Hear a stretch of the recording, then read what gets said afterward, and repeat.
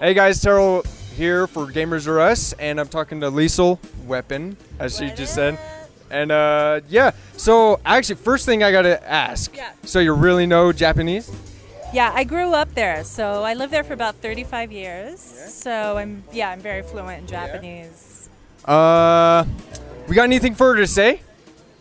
Here, just say anything. Okay. Hi, みんな、私の名前リスちゃんよ。元気あん。 That was awesome. That was awesome.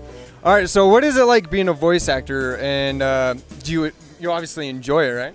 I love it. Yeah. So everyone who's in the voice acting world, I think, kind of approaches it from a very different space or whatever. I come from voice acting because I was in radio. Oh. So I started in radio when I was 19 as a DJ, and it was just kind of a natural progression to like get voice work through that. So I've done anything and everything. I've done educational material, of course, because I was in Japan, so there was a lot of English educational stuff. I've done a lot of video games, like Nina Williams from Tekken, and Zafina and Christy Monteiro, and also Virtual Fighter, Sarah Bryan, and Shenmue, and so I've done a lot of video game work, and it's one of my favorite things to do. I do a lot of emceeing for like live events, what have you, and anime I do as well. Like I was Hello Kitty's BFF, Batsumaru. Hi, みんな、Batsumaru だよ。一緒に行こうね. That was my Batsumaru voice, but awesome. Yeah, so I do it in English and Japanese. Depending on the job, of course. I do a lot of commercial work as well, so the voices of it. So, yeah, just kind of anything and everything, but I love it. You love it? Yeah. That is awesome. Those voices are, I've heard them before, and hearing them actually come from the person is pretty awesome.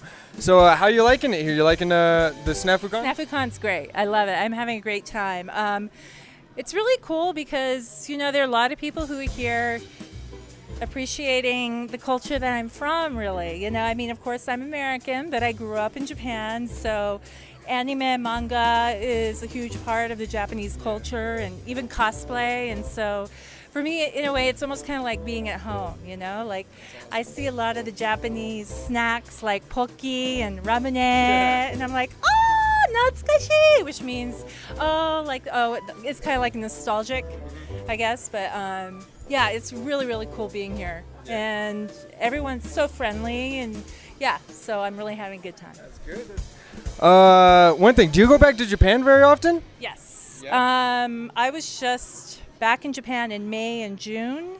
Having been in the radio media industry in Japan for almost 20 years, I'm very well connected with people there. So after the earthquake tsunami, I decided that I wanted to do a project, put together a big charity event and gather some of my resources, call out some of the people that owe me a favor, and, make a really good an event.